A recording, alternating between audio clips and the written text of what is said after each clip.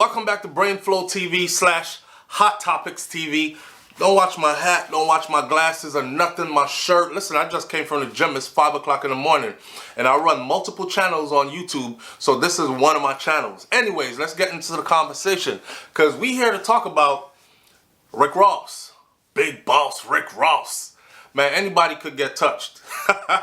That's first off. So Rick Ross went over to Canada, and as you know, Kendrick Lamar has the hottest song right now. It's the song of the summer. It's the song of this year. The song put Drake's career on pause. I don't care who thinks different, it does. You haven't seen Drake do a show since that song came out. And the song just continues to gain momentum. If you ask me, I think the song started out doing what Kendrick wanted it to do, but the song has now pretty much looked like it has ostracized Drake. It has cast him out of the culture almost. He's sitting on the sideline right now. He had to take this L. He had to take a break. When you see the streets come out and the streets are saying word for word the lyrics to a diss song to you, you can't pause a crowd to jump in and say what you gotta say. You're the subject of that song. You understand? And the song just blew the hell up. The song made all kinds of records on Spotify for the first song to sell how many millions of streams in how many hours, the first song to do this, the first song to go #1 in such short period of time. The song is just doing what the song is doing, right? And in the meantime, it looks like the song is also dividing places. Like, for instance, y'all remember, for those of us who are grown as hell, you remember when the East Coast, West Coast beef was on. Y'all remember when Tupac Shakur and Biggie Smalls were going at it. Well, if you don't remember because you just got to Earth, let me put you on to game, okay? When that line was drawn, it was drama. Meaning, if you from the East, don't get caught slipping out in the West. Matter of fact, don't even go out there unless you got deep connections out there and somebody will protect you out there. Same thing, vice versa, right? If you from the West, don't come to the East unless you got solid connections in the East and somebody to protect you there. Now, Rick Ross went over to Canada. He's at an event. I wasn't there, but it was said that he asked for that song to be played from Kendrick Lamar and Drake in Drake's city, in Drake's place. Now, Drake's from Canada, right? The Canadians are riding with him heavy, right? If this becomes something like Canada versus the US, it's splitting countries, then this is going to get really ugly, and it could be extremely ugly for Drake. But Drake is like this. Drake uses his money wisely, okay? He doesn't roll around with ninjas from the hood as security. He invests his money in security. He has some security detail personnel that will tear some shit up. You not getting to Drake. He is the money. He understands that. Rick Ross, on the other hand, he went over to Canada and he looked like he was just chilling with the homies from the hood. Like, you know, they go to the hood and they pick out the biggest ninjas and they like, yo, you look like you used to play football in college or in high school. Come be my security guard because you big. You scare people. Well, it didn't work. It didn't work out well. Didn't work out well. And for all the money in the world that Rick Ross got, I think Rick Ross should have hired some MMA fighters, some skilled combat fighters, some fighters who know how to get it in. You're not supposed to be punched in the face. Nobody is supposed to even get that close to you where they could throw a drink and the drink hit you. Nobody is supposed to even get that close to you to where you feel threatened. Your money is so much, you're supposed to just back up. 2 steps back and let your team take 4 steps forward, smash beef, and keep it moving. That didn't happen.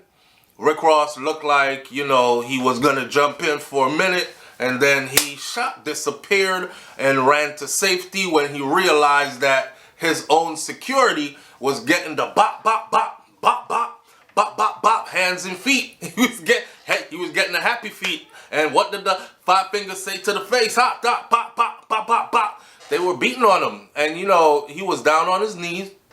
The biggest one out of everybody else that was around Rick Ross was down on his knees taking licks. Now, I see people on social media saying stuff like this. Oh, Rick Ross a pussy. He's scared. Yeah, he talk all that talk on social media, but when it comes down to it, he won't throw a punch. Do y'all understand that Rick Ross is worth millions and millions and millions of dollars? Do y'all understand that he is the bag? He is the money?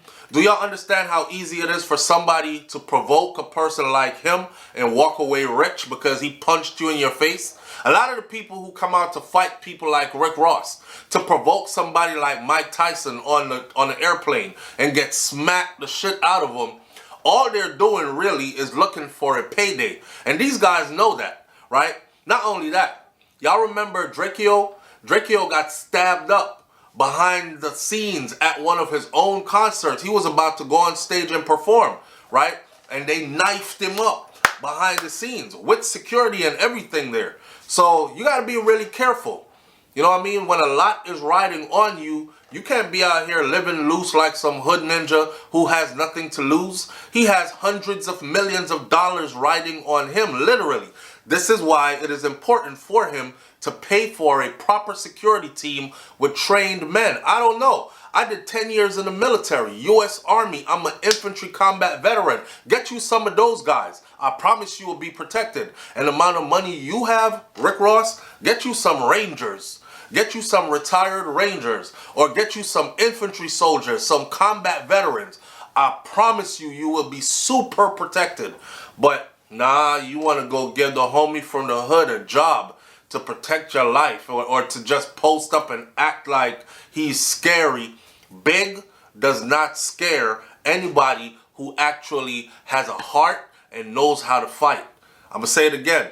Big size does not scare anybody who has a heart and knows how to fight. Matter of fact, the saying goes, the bigger they are, the harder they fall. So big don't mean nothing. So stop getting these big old guys that can't really fight to defend you. And then here come the people on social media again. You know, social media is this place where you'll have a nerd sitting in his room beating off his thumbs on the screen of his phone, just typing anything. You weak, you a pussy, you scared, you couldn't, and he himself could not bust a damn grape in a fruit fight. You weak, you're scared. So we read these comments. What do you expect Rick Ross to do? One person said, you're supposed to be out there fighting to defend your security guard. Now tell me, how the hell does that make sense? Huh? I am rich. I have a lot of money. I have businesses. I am an entity by myself that generates millions and hundreds of millions of dollars. This is the reason why I pay you handsomely to protect me. And now we're in some shit. I'm supposed to flip the roles and become your security and fight to protect you? Come on. It doesn't work like that. If you go after Will Smith, I guarantee you Will Smith is not going to stay there and fight you unless you get to him. But you probably won't be able to get to him. Let's use a female, for example. If you go after Rihanna probably, they're going to break your arms and legs before you could even get all the way to her, right? Because they understand that she is a billionaire. They understand that she is the bag. They understand that she's supposed to be protected. It's just like going after the president. It's just like going after, Donald Trump. And see how close you'll get, right? You'll probably be in a coma before you get halfway to him. I'm just saying, he's not going to turn around and fight for the guys he pays to fight for him. That's not how the game goes, right? And on the end of this conversation right here, I don't like where this is going, and I don't like where it's at. I love the song from Kendrick. The song blew up. I come from an era where battle rap and, you know, flexing your muscles lyrically and all that other stuff, that's a normal part of rap and hip hop, the culture. But when it gets to the part where people could die behind this, then that's where I draw the line. I don't want to see anybody die behind this. And this obviously is going to go outside of the two artists that had their beefs and settled it on record on wax. You're not going to see Kendrick and Drake in a ring boxing it out. Maybe they should do that though, for charity. Drake will probably whoop Kendrick's ass, but then again, you don't know. Kendrick looked like he got that dog in him. He got that fight in him. So we'd have to see what happens there and give the money to charity. They could raise a whole lot of money that way, right? They're two young, rich guys. End of the day, listen, they're not going to be in the streets shooting it out. They're not going to be meeting at concerts and bop, bop, bop, fisting it out. It's going to trickle off to people who have taken allegiance to one side or another side. This could get ugly. This could mean Canadians coming over to the United States of America, just a random Canadian. Hey, I'm coming over to see the U.S. And hey, there's a party going on down the street. And they go down there with their little I Love Canada shirt on and end up in a party, a block party somewhere in LA. Oh, this is beautiful LA. I've always wanted to see it. And somebody crack them and break their jaw because they feel like you shouldn't even be here. Vice versa. It could be an American that's over in Canada. And you're like, oh, this is my jam. Turn it up. And you turn that up and somebody hears it. And they're like, you effing Yankee, what you doing over here? What? And please stop saying that Canadians can't fight. Because, listen, fighters come from everywhere. Some of the best MMA fighters, and I'm talking about top of the line MMA fighters, are from Canada. Forget the MMA. People could fight everywhere. I remember going over to the UK, and I remember people saying, oh, those guys in the UK, they can't fight, especially the white guys. And I lived in the UK for 2 years after hearing that statement, and it changed my perspective on the UK. Forget about the black dudes in the UK. Them white dudes in the UK, the first thing they like to do is just watch the football games. Just watch it. And I'm not talking about American football. I'm talking about soccer. Watch their football games. They're called soccer hooligans or football hooligans. Watch how they get down. They fight, and they love to fight. And getting bloody does not scare them. You know, they get it in. They love to headbutt. They'll, you know, when you facing off with somebody and you're like, yo, what's up? What's up? You know, and the first thing they do is bah!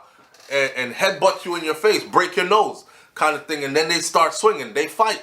Ask Future. Future was over there. Rapper Future in the UK had to take off running like he was Usain Bolt because his security was getting the beats on him too. So stop saying that people from certain places cannot fight. Stop thinking that people from certain places are weak, or they don't have guns too, or they won't use weapons, knife, guns, whatever the case may be. Listen, there's a hood in every country, in every city, in every country around the world. This hood thing is worldwide. There's not only, oh, you from the hood and you from California, so only California got a hood. I think you should know better than that. Or, oh, I'm from America and America got a lot of hoods in different states and cities, but nobody else got hoods. You're wrong. You're super wrong. Maybe you need to travel more. Maybe you need to go out more and see the world more. Now, as far as Rick Ross goes, he did what he was supposed to do. He did the best he could do. What else was he supposed to do? I wouldn't like to see him stretched out, laid out on his back. Bad for business. He probably wouldn't be able to sell any more Bel Airs. Bad for business. He probably wouldn't be able to talk that he talks all the time. Who? Biggest boss, Rick Ross. After somebody knock you out flat on your back, you over there snoring, your brand will diminish like crazy because rap and hip hop is built on street cred. If you talking that street shit, and Rick Ross talks a lot of street shit, so he can't afford to be knocked out in the streets. Not that he is untouchable, but because he says he is a big boss and the biggest boss of them all. The biggest boss of them all does not get touched. right?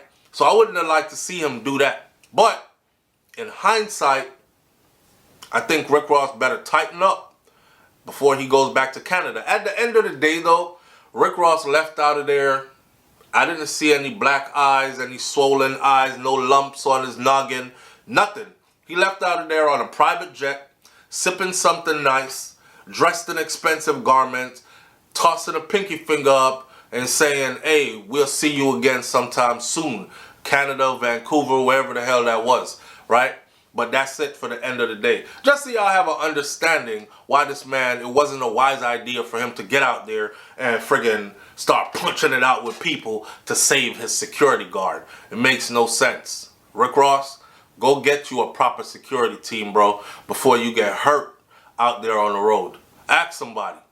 I'm going to leave this one right here. You leave your comments in the comment section below. Tell me what you think about this one, and I'll catch you on the next video. It's BrainFLoTv /Hot Topics TV. You already know if the topic is hot, we're on it. I'm out. Peace.